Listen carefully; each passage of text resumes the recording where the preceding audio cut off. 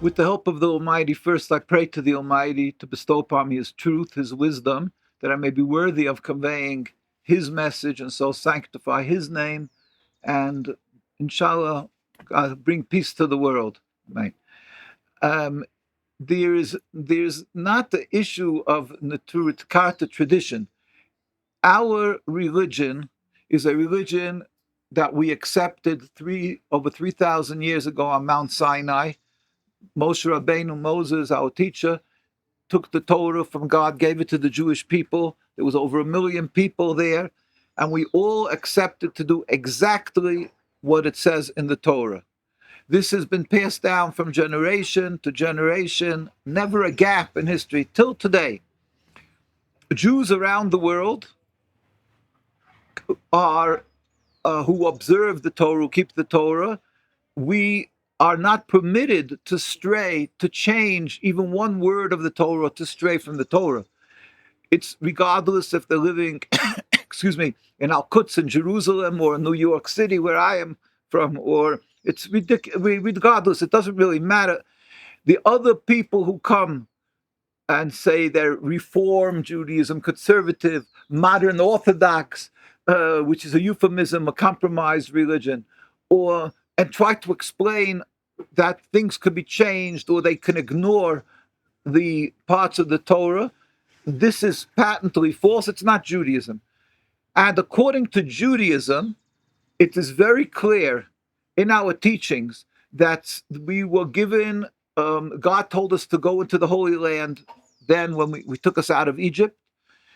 And then He stipulated in the Torah that if we're not going to be on the high level of spirituality, of holiness, we will be driven from the land. And that is what the prophets Ezekiel, Isaiah, Jeremiah, all the prophets spoke. And they warned the Jews that we're going to be sent from the land. We're not on that special high level of spirituality. And that came about with the destruction of the temple 2,000 years ago. And since then, we are under oath, as King Solomon, Shlomo HaMelech, King Solomon writes in Shir HaShirim, the book, the Song of Songs, and later is it explained because it's written metaphorically. It's a prophecy, but it explained in the Talmud, and it explains that the Jews are under 3 oaths. We're not allowed to return en masse to the Holy Land. We're not allowed to rebel against any nation, and we're not allowed to make any attempt to end exile. That means that the concept that Jews should gather and create a state of Israel is illegal, unacceptable, a rebellion against God. And it happens to be that Zionism is rooted in kafar, what the Arabs would say, in heresy, rebellion against God, because they say, oh, we need the land to protect us. Where was God by the Inquisition, by Crusades? Where was God by the Jewish suffering? And they laugh at the Jews who turned to God for protection. So the whole concept of Zionism is rooted in heresy, rebellion against God, that God can't help us, God forbid, and it is based on transgressing the 3 oaths of exile: not to return en masse, not to kill, not to rebel against nations, and not to make any attempt to end exile. So therefore, it's not only it's not that Neturei Karta sees that it's against our tradition.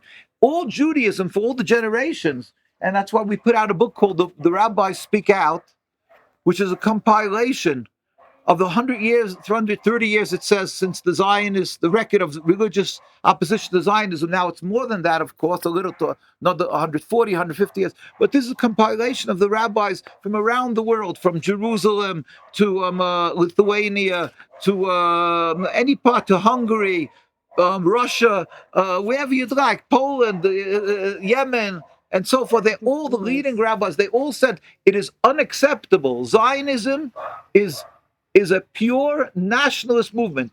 It is a transformation from religion, serving God, to base nationalism. In its essence, it's void of godliness. Therefore, we cannot accept, according to Judaism, not tradition of Neturei Karta, according to Judaism, it is unacceptable, the whole concept of Zionism, which means Zion, Zionist Zion, the city of David, Jerusalem, to return and establish a homeland called, like they did, the state of Israel, is unacceptable. It is not Jewish. It is against God. It is against our religion. Full stop. That's around the world. This is what Jews share, not only in the Neturei Karta, around the very religious communities. Invariably, wherever you will go, you will see that they're standing in total opposition to the state of Israel. In Jerusalem, you tens of thousands of Jews and demonstrating constantly, in hundreds of thousands we can be. And in the United States, this is in front of the White House. This is the view of Judaism. Question is, what do we play with helping the Palestinian people, their plight, their suffering, and what we can do on a global scale? So we want to remind people. The first thing is we all pray to God, who's the Almighty, and He is the one ultimately who will bring an end to this occupation, as it states in the Torah clearly. God says, a verse, "Why are you rebelling against me? It will not be successful." So the state of Israel must end. We pray He should make it happen without any more bloodshed and suffering.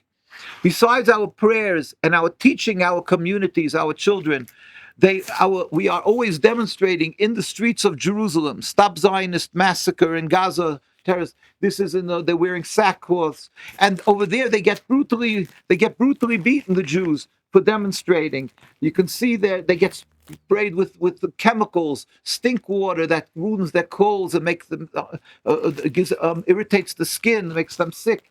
And this is what they're reviewing, always the brutal beating of Jewish people, because they're demonstrating, because they're out on the street first to call out to the world that Judaism is not Zionism, that it's unacceptable, their existence. And old rabbis, young children, and of course the chief rabbi himself, of course, pleaded with the United Nations, where he said, this is in 1947, a year before the state, Rabbi Dushinsky pleading, he said, "We furthermore wish to express our definite opposition to a Jewish state in any part of Palestine." He said that to United Nations, and that is what we are trying to tell the world, that they should understand. They are not supporting Judaism. It's not a Jewish state. It's not just supporting the religion Judaism. We don't have a conflict, Judaism and Islam, Jews and Muslims. This is not a conflict of religion. It's a conflict against God. The people who made the state were a bunch of sinners. They just wanted a nationalist home, as you see, where David Ben-Gurion, the first prime minister, reading the Declaration of Independence in 1948, where they're using the Star of David, and here's a picture of Theodor Herzl, and they're not even covering their heads, because it's not a Jewish state. It's a nationalist endeavor, and it's a contradiction to godliness. So we go out and try to tell the world is supporting the Zionist state of Israel because they think they're supporting God, Judaism.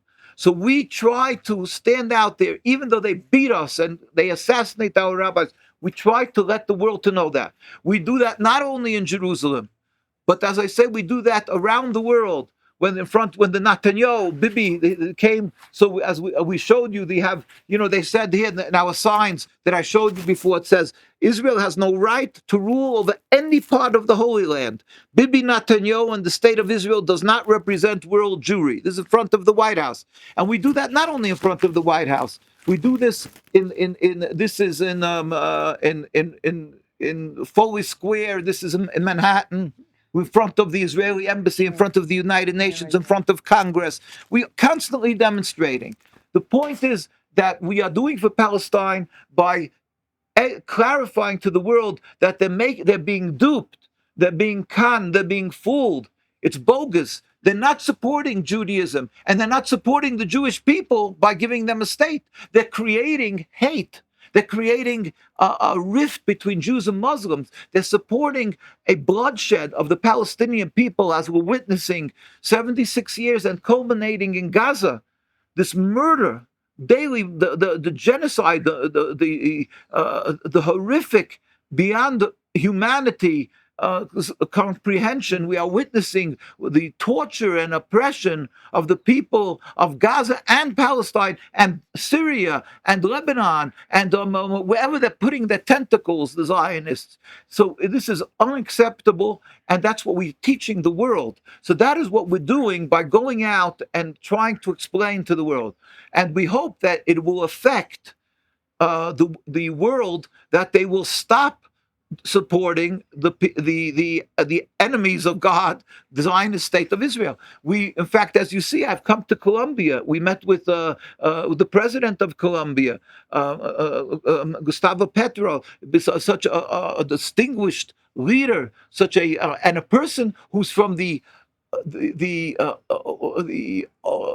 unique personalities, a person who takes the stance, a heroic stance, to go against the world leaders, against the world communities who are very dangerously, they threaten people who stand against them, and they have a history of assassinating, of killing, oppressing, doing damage to anybody who stands opposite. And yet this president of Colombia, President 𝗷𝗂𝗱𝗃𝗀𝗃𝗃, stands up and says, I don't care. I'm going to speak up for the people of Palestine.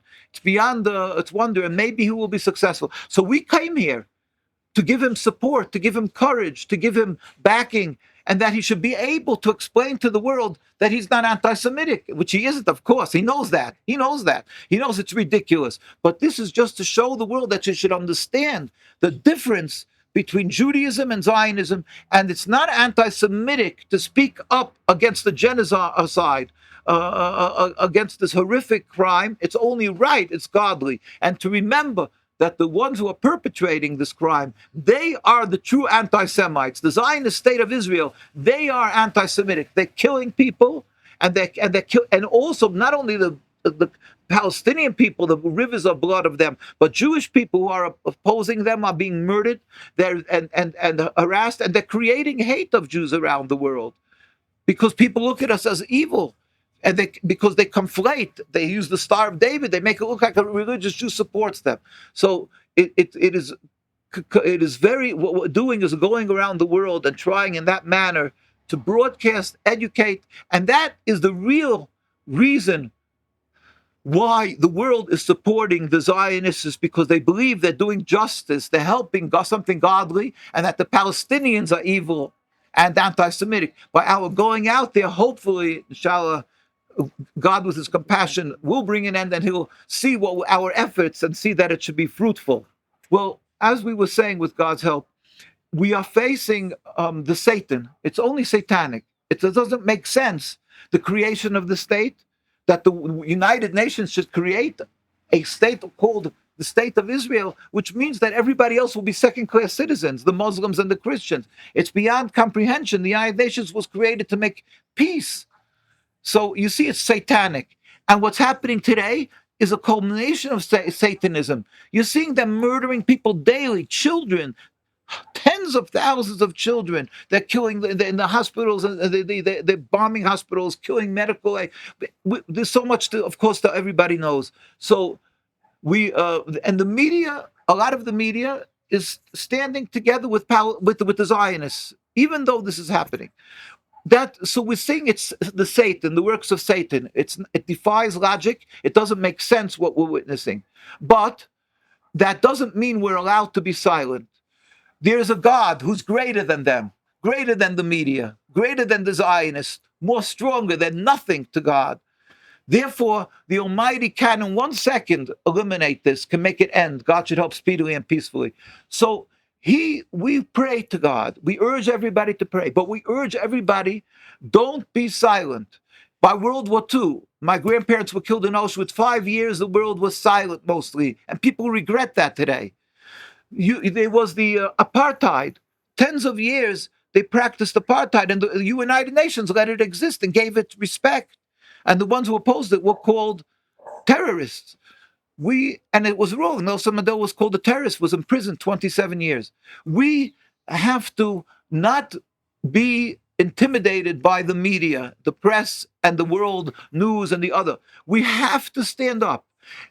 Being silent is in a manner criminal. We have to be out there, and God will see our work, and with his compassion will repay us, that we should be successful. We hope even today to see an end of this genocide, this carnage that we're witnessing. It will happen. We're not to be silent. We're to do the best that everyone can do to speak up.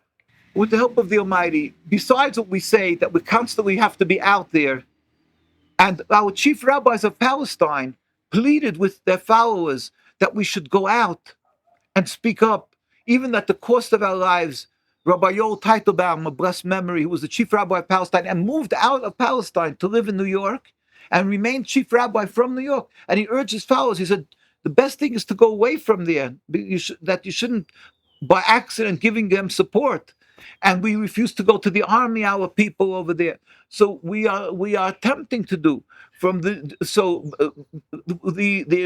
demonstrations and that we are doing. At the same time, there's always other methodology we can that we attempt always to bring other efforts. One is very important, that the Muslim community, the Arab community should see, and this I'm pleading for over 40 years, I think I'm pleading, that they should record from the elder generation our history, how we lived together in peace. The Jewish people always lived together. There's so many beautiful pictures of how we live, Jews and Muslims together in peace. And it's the history, people don't know it. They believe Zionism, that we hate each other. So it's important that it should get recorded. People should tell their private narratives, how Jews and Muslims lived in the same courtyards. So many of our Jewish elders talk about how we helped each other, babysat each other's children, helped in business, helped in every manner. And every Muslim will tell you that, how we lived together in peace. Whoever had lived in the communities together with Jews and Arabs and Muslims. So this has to be recorded. This has to be broadcasted. People should understand what the Zionists are portraying, this ugly narrative that there's a hate between Jews and Muslims, and that the Muslims want to kill the Jews, that's vile, repugnant, repulsive, unacceptable, and false. And that way, if the world will start hearing the truth, which is critical, then they'll say, so what's going on? Why can't we live in peace if they always lived in peace? And they'll realize that the introduction of Zionism, the introduction of creating the state of Israel, the creation of it, that is where the problem lies. That is the cause of the bloodshed from day one till today, when October 7th, as the Secretary General of the United Nations said, this didn't come out of a vacuum. Bloodshed comes because the Palestinian people were co-opted, they're oppressed, their lives are ruined in Gaza, and although it hurts, bloodshed, but this is what happens when you do to them. That's what our rabbis warned, this will happen. So we have to tell the world, they have to hear the truth. They are not hearing the truth. From 76 years till today, people still don't know our history. It's critical that should happen. And then people around the world also, besides that, but they really, I have to again repeat, they should record people who don't can't write, it's hard to write, record the older people, every story, the history, and it should be broadcasted. It costs money. It doesn't matter. It's critical. It's a necessity. And then, like, you go to our communities, you will see none of our communities in Williamsburg, Brooklyn, right across from Manhattan, the largest concentration of religious Jews. There's not one Israeli flag there. You go to 𝗷𝘂𝗱 in Jerusalem, on the walls, you'll see they have Palestinian flags. They have they painted on the wall. You see a child on the top of the wall in 𝗷𝘂𝗱 in Jerusalem, a Palestinian flag. We don't recognize the state of Israel. We don't serve in the army. They get arrested. The Jews, the boys, and the girls, they get arrested. We refuse to recognize. So people should hear this story, the narrative, and then they should say, why is it that the very, very religious community opposes them? Opposes Zionism. They give their lives for the religion, private education, we pay for clothing, Jewish clothing, kosher food. Why? If it would be important, we would be the first to support Israel. Yet we don't hold even an Israeli flag. We are in total opposition. So the world will start thinking, wow, we are being fooled. So that's critical. But besides that, that's one thing that we have to speak, and people should be uncomfortable supporting Zionism, because they'll say, why are we supporting Theodor Herzl, David Ben-Gurion? What's going on here? For that we have to send bombs to kill children because of Theodor Herzl? Yes. And they should hear that. And also, people must give money tangible support for the people of Gaza. They have to help not only Gaza, Palestine, the people in Syria and Lebanon and all these communities. We have to help them materially. We have to help them. It's critical. And whatever you can, and let them hear. Send your messages that your heart is there, that we are supporting them. I always carry around with me, with God's help, this to show. I got this in Lebanon, in 𝗷𝗂𝗋𝗄𝗃 refugee camp. This is that their heart, they want to return to the homes, and we, inshallah, we are yearning for that, and we can embrace and live in a free Palestine. So speak to them, let them hear you out for them. Do not be silent. Speak to your politicians, send messages, and meet with your congressman, the president, whoever you can, the leaders of the countries. We Jewish people are required to speak respectfully, 𝗊𝗲𝗄𝗃, and pray for the well-being, as I must in the United States, and the Jews of Canada, Jews of England. We have to be always respectful, but that doesn't mean that we should be silent, God forbid. We have to beg them, approach them, and explain to them that they must stop the carnage, the genocide, and help free Palestine, inshallah, soon in our days. Viva Palestina.